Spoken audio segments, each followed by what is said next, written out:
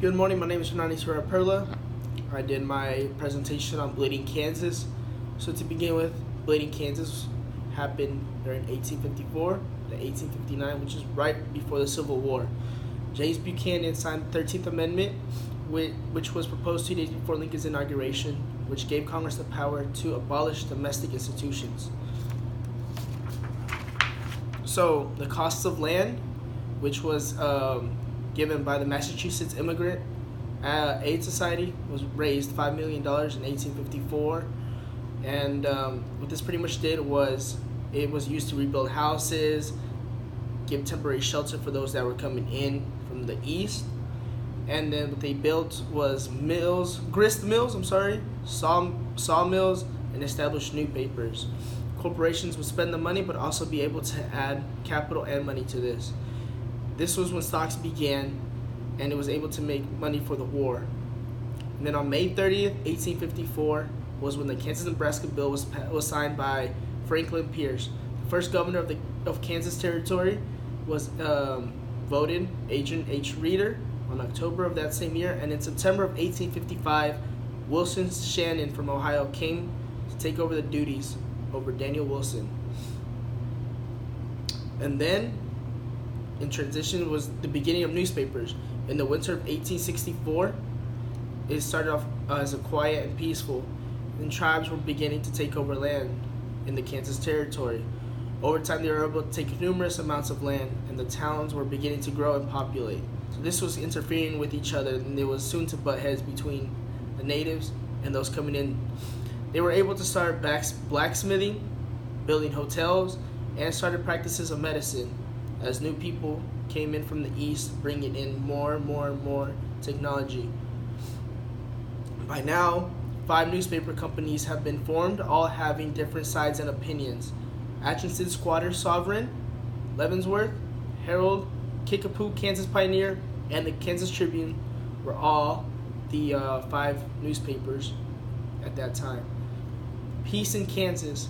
On Thanksgiving Day of 1855, tariffs were introduced by congressmen that caused chaos within the people. Franklin Coleman was born in Virginia, and he believed in pro-slavery. And when people found out, they believed that Coleman should have been hung.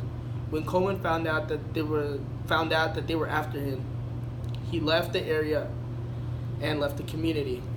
He left to Shawnee, Missouri, and gave himself up to Governor Shannon. Then the Civil War.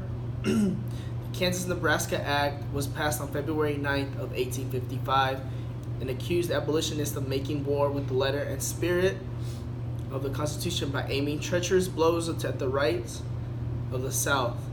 The slavery and all that. The Union was trying to preserve the whole country together, and the northern hope of abolitionists, Kansas will be a phantom of hope to balance out pro-slave states and anti-slave states. The Kansas-Nebraska Bill.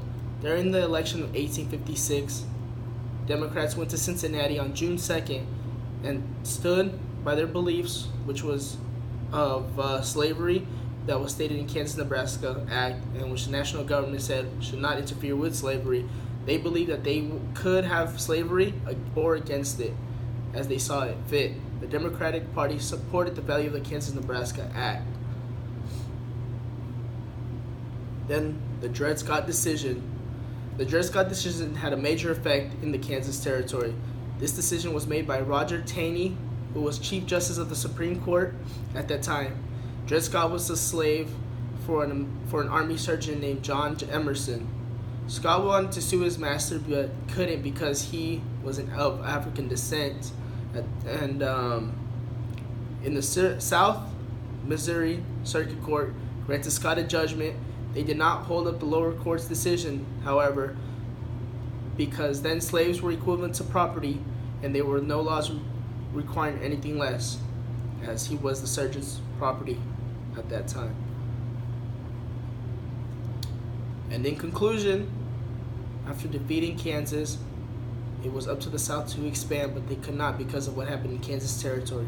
In 1858, when the North took over the territory, the the southern states had lost control of maintaining balance of power. A great drought descended on the territory in 1860, and the government was then separated and independent amongst the nations. Mercy was given to the South based on the North's choosing. They sent out President Buchanan to propose that the idea of the 13th Amendment, which stated that they would establish slavery in the United States forever.